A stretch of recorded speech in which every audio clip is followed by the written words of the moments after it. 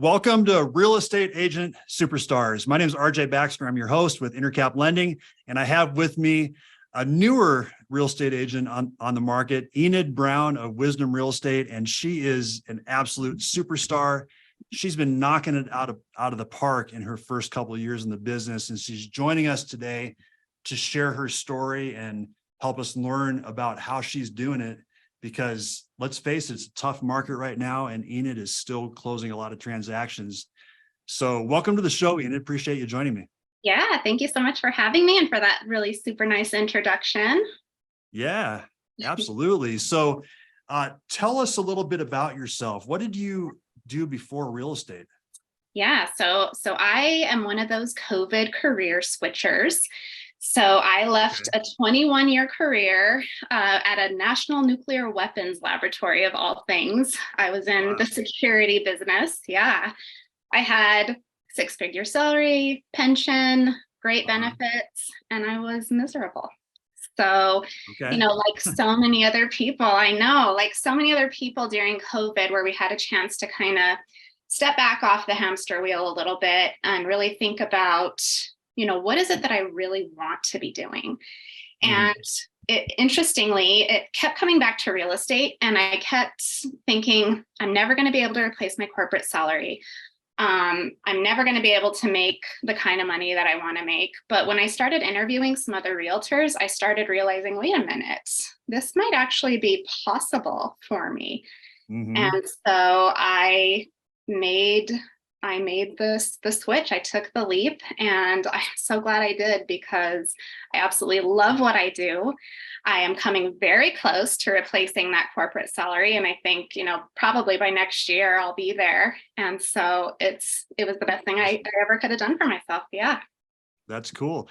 So the biggest question on my mind is, did you have access to the button to launch the nuclear weapons? That's what I want. No, I didn't, but I actually did see what they call the football, where the nuclear codes are. So when the Secretary of Defense came to visit, I actually saw the football being carried. So that was pretty cool. That's cool. Yeah. It kind of puts it into perspective what we do. It's not on the level maybe of nuclear holocaust or something like that. Yes. But, definitely a big deal in people's lives. Definitely. Yeah. I went from a career where I had an office with no windows and we couldn't have our cell phones, to having my cell phone tied to me 24/7. So yeah. Yep. Tell me about it. Yeah. Well, that's awesome. So then, and you're from New Mexico, right? From New Mexico, yes. So I left New Mexico and came to Denver, and a big reason for that was the Denver real estate market. So when I was looking at real estate, I saw, how hot Denver was. I know people here, not a ton of people, but it was enough to kind of push me in this direction. Gotcha. So how did you find Wisdom Real Estate? I'm so glad you asked that, because that was one of the best decisions that I made. So I started off by good old Google and really searching for various brokerages. And I reached out to several. There were some that didn't get back to me at all. There were others that, there would be a managing broker and they wouldn't put any of their broker associates on their webpage. So I didn't really like that. And just chatting with Wisdom, they're a brokerage that really aligned with my values, and that was super critical for me. So focus on mindset, like positivity and gratitude in a morning routine. So many lifestyle coaches will really emphasize how important that is. They had a book club, which is super important, just that continuous growth and development. And the ability to provide leads. That was huge for me, especially coming from New Mexico and not sure where my business is going to come from. That was really an important aspect when talking to brokerages is, are you going to be able to supply me with potential clients? And so, that was how I ended up at Wisdom. Yeah. And you are an avid reader, right? You mentioned the book club. I am an avid reader. I often have multiple books going at one time. So as part of my morning routine, which is something that I do attribute to, my success, it consists of doing a little bit of reading in some sort of like growth or development book. So right now I'm reading Presence by Amy Cuddy. And then in the evening before bed, I like to read something a little more lighthearted, probably some historical fiction or something like that. So yeah, as part of that morning routine, I'm doing some reading, a little bit of meditation. I recently added a morning walk to that routine. So yeah, Nice. definitely all part of it. Well, I'm definitely with you on the historical fiction. We've talked about that before. Yeah. I'm in the middle of Lewis and Clark's expedition right now. Oh, It's a yeah. good one. Fun. Yeah. What are your top 3 business books that you've read or mindset books? Oh, that's good.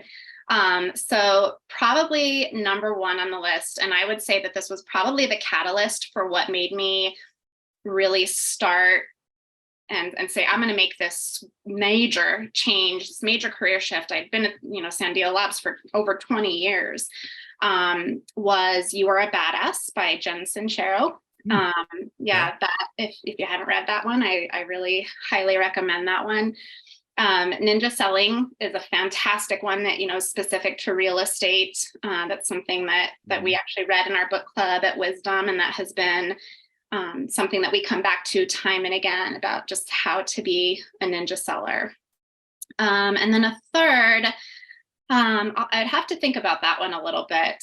Yeah, so many great resources out there, but those two for sure, really stand out. Nice.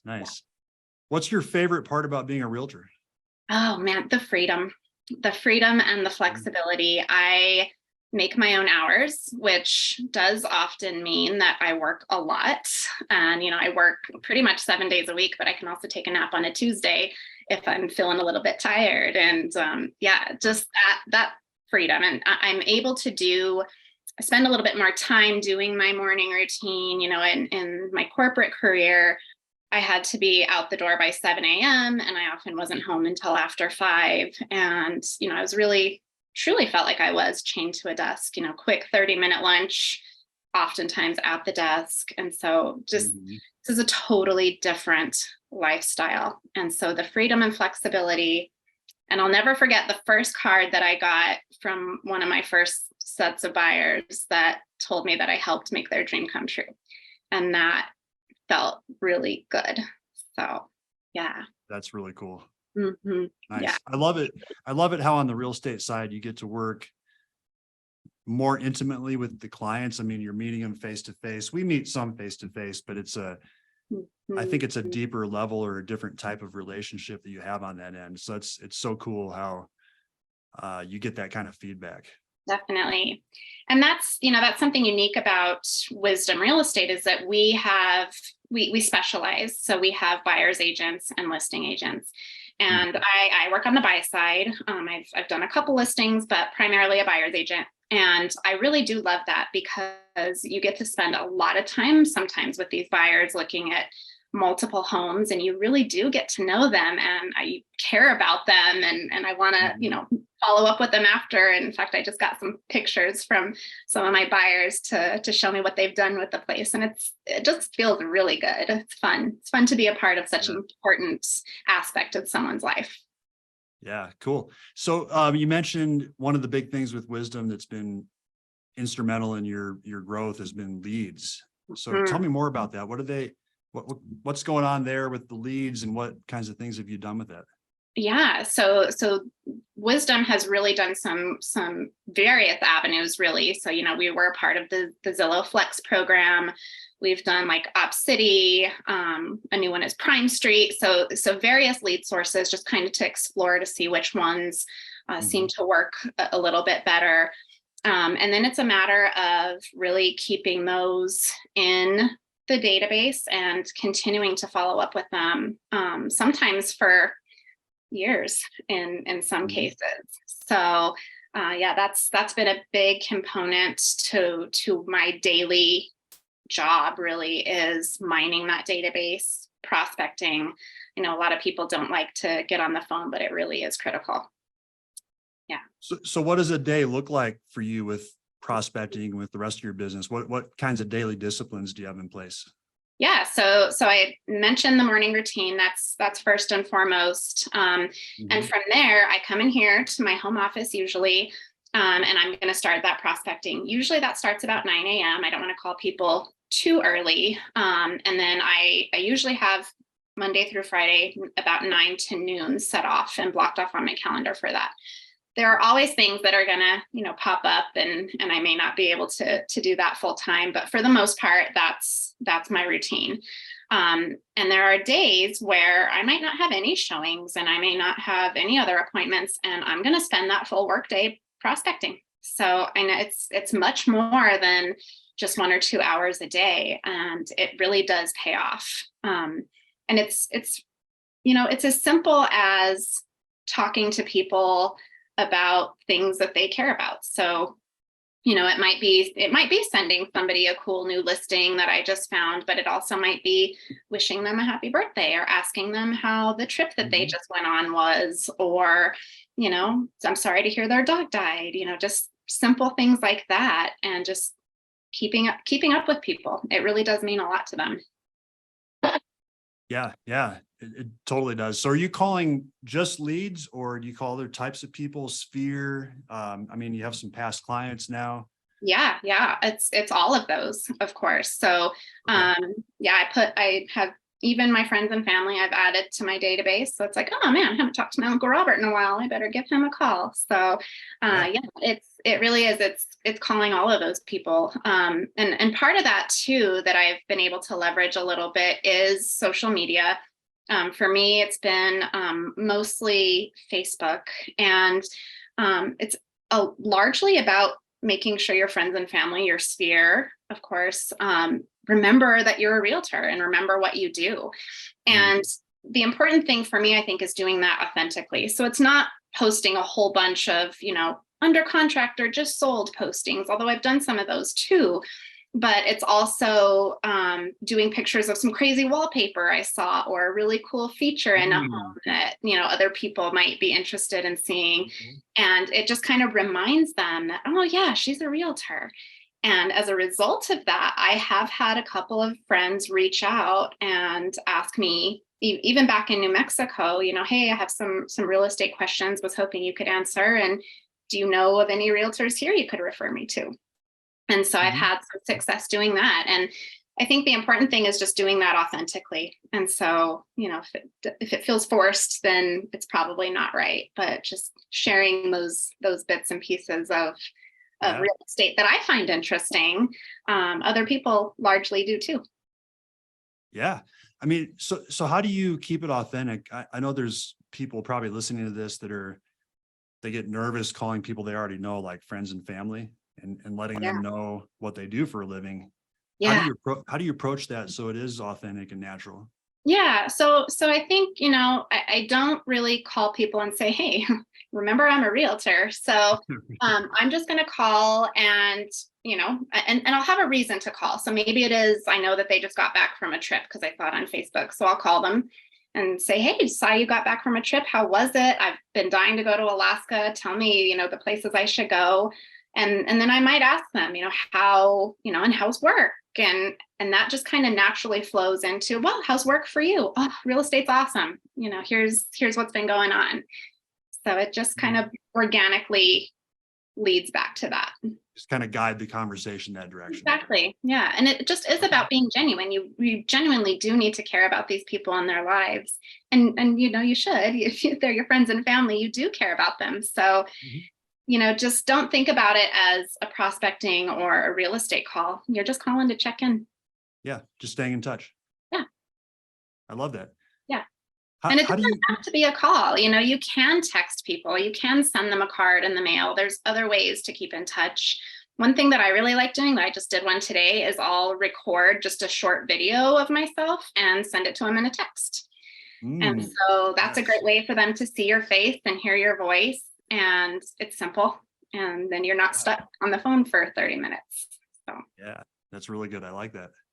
Yeah. So how do you keep track of who to call from day to day? Do you have a database, or does that remind you? How do you not lose track of people? Yes. So the database is critical, and it amazes me that there are realtors out there who don't have one, or that are even working from something as simple as an Excel spreadsheet or something like that. But The database is essential. And I love the one that we work in. We use one called Follow Up Boss, and it keeps track of your clients and your prospects based on a category that you put them in, so there might be hot clients and there might be cooler clients, and then your frequency of contact is based on that status. And so it'll remind me, if I have this hot client who's really actively looking and I haven't talked to them in a week, it's going to make sure that the database is going to make sure that I know, oh, hey, you need to call this person. Oh, so it just kind of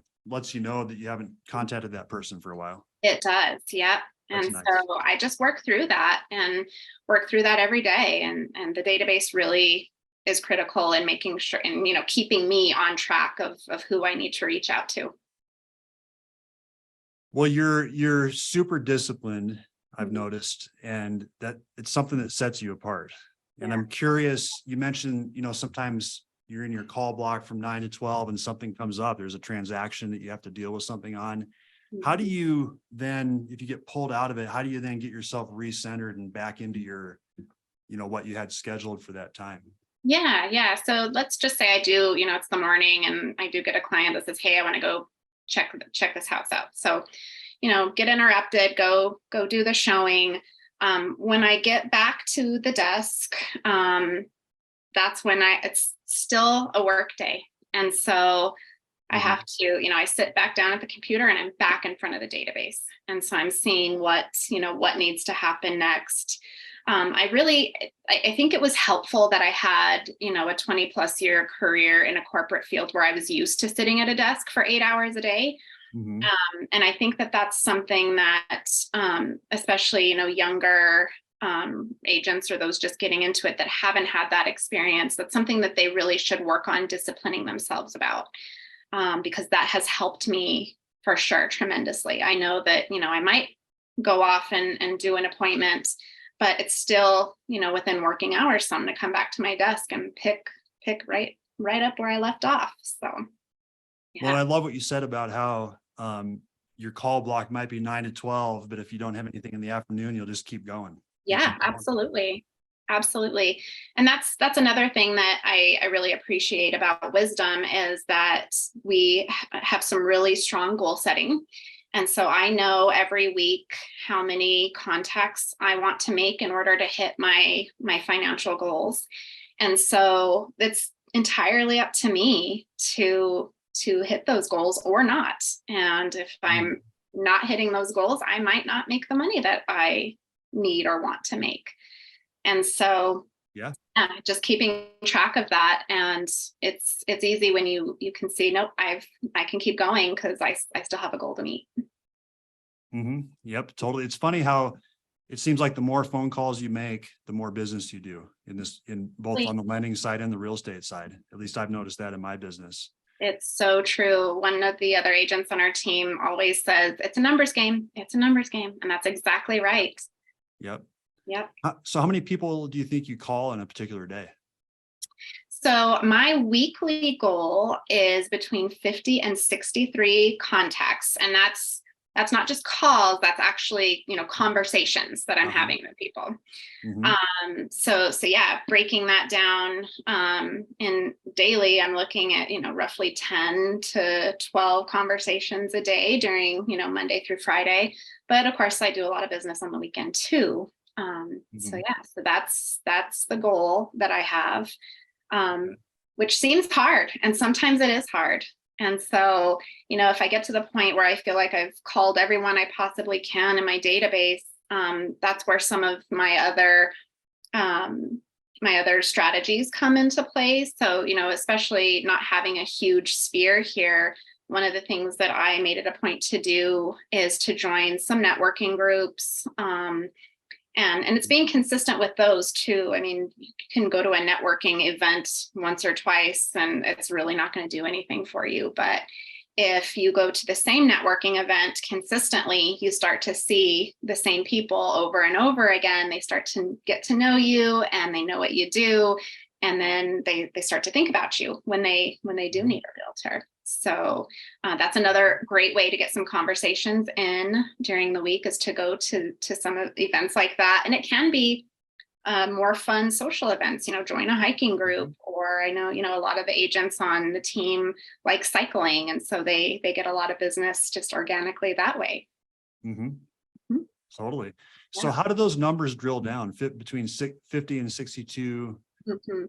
contacts made per week? I'm just curious, because I know that Wisdom's really good on, looking at those goals and really breaking down those numbers. Right. So walk me through that. What does that translate to in, people that turn into buyers you're actually taking out and then turn into closed transactions? Yeah. So those conversations, and this is kind of based on, we take the previous year's number, and we calculate, the number of the amount of money we want to make, and so the number of transactions we're going to have to make that happen. And it's just kind of broken down from there. So conversations leads to appointments, and then appointments will lead to signed agencies and contracts. And so right now, for every conversation that I'm having, I'm doing about 2% of my conversations turn into appointments. So it's not a lot. I mean, so you have to have a lot it's a pretty low percentage. I know that there are other agents that have quite a bit higher percentage than that, but that's why I have to make so many contacts each week, is so that I can have those appointments. But that'd be one appointment a week if you're contacting 50. Yep. So 50 appointments a year approximately. And then how many appointments does it take to lead to a signed agency? So about 40%, Okay. of the appointments lead to signed agencies. So that'd be 20 out of 50. yeah, and that's pretty much where I'm tracking at this point. Yeah. Okay. So, and then out of those 20, how many end up closing with you? So those would be closing. Oh, Yeah. closings. Yeah. Oh, okay. Okay. So you're tracking to close 20 this year. Yeah. Wow, that's really good. I mean, it's a tough market right now.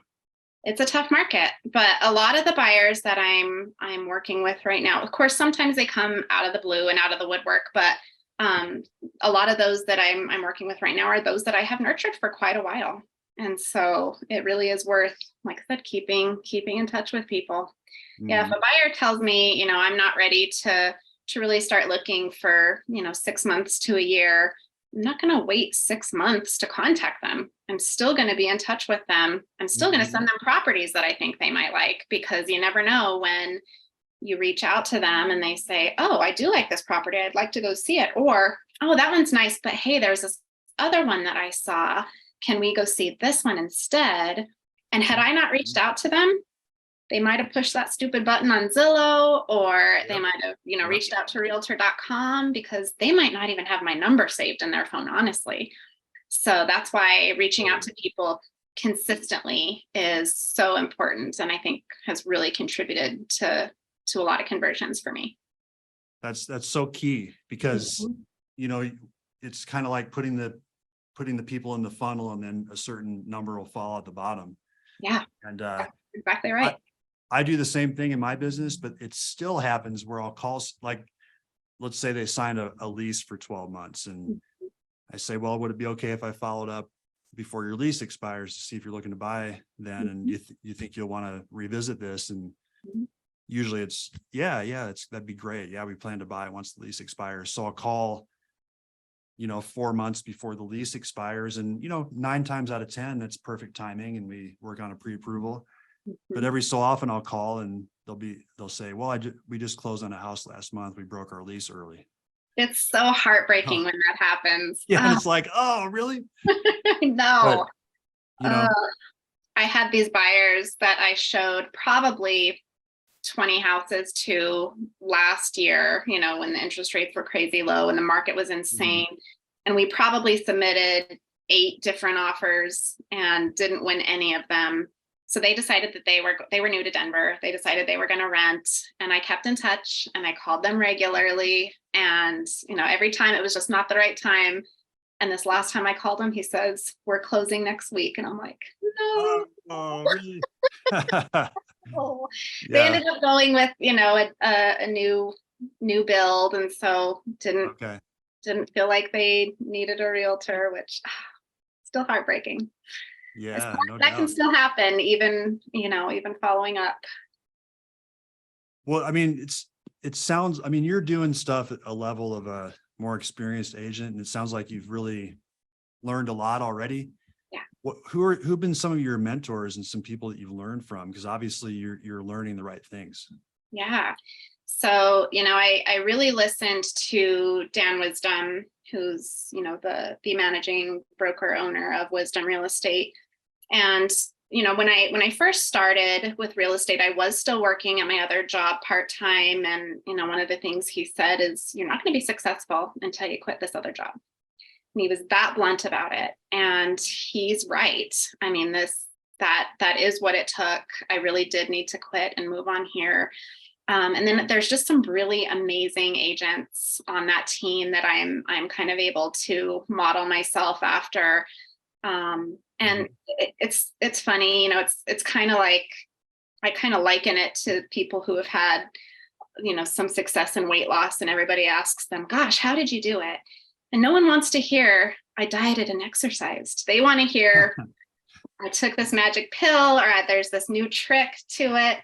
But really, it's all about putting in the work. And so that's what I've been doing. I've been working the systems.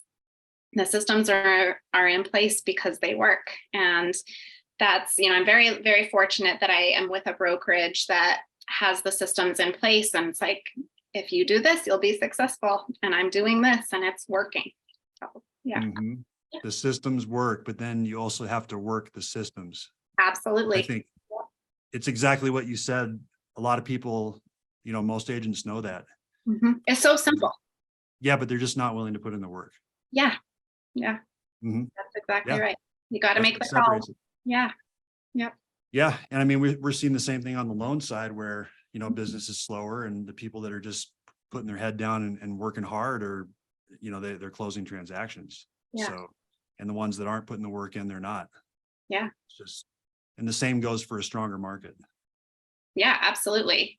Stronger market. It's even better. So. Yeah. So you're 2 years in now. So you're experienced enough now where I'm sure that when you talk to a new buyer, you have a lot of confidence, you know what you're talking about.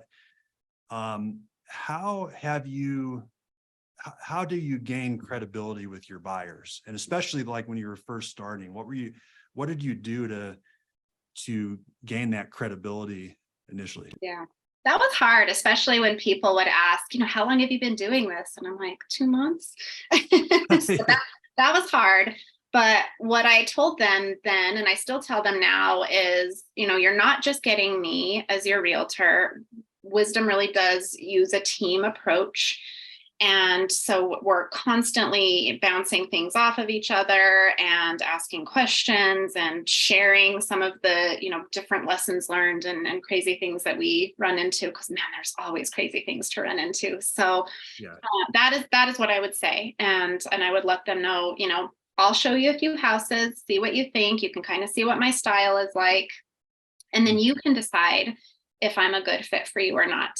And I think that I only lost maybe 2 or 3 clients as a result of, not enough experience. Really, for the most part, people were okay with that. They were okay with the honesty. And I told them, my education is fresh. And so I've got all of this fresh knowledge in my head, and I have a strong team to back me. And yeah, people seem to feel confident about that. So that was really, really good. Yeah, there's something to be said for being fresh and knowing to not be maybe ingrained in your ways type thing. Exactly. So. Yeah.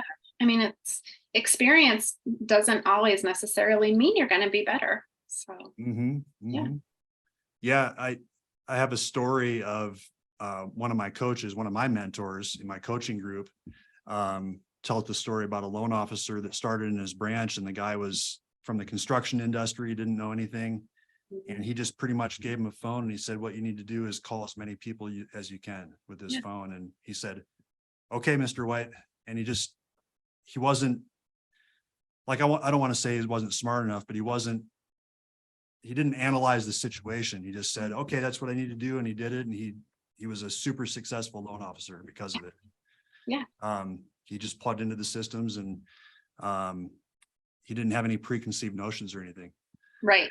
So, Right. Yeah. you know, I think that's a great kind of analogy to, I mean, you just jumped in and learned from what people were doing that was working, and you just did it. Yeah. And, a lot of the time people didn't even ask me about my experience. They just want to get in and see a house. So I gave that to them.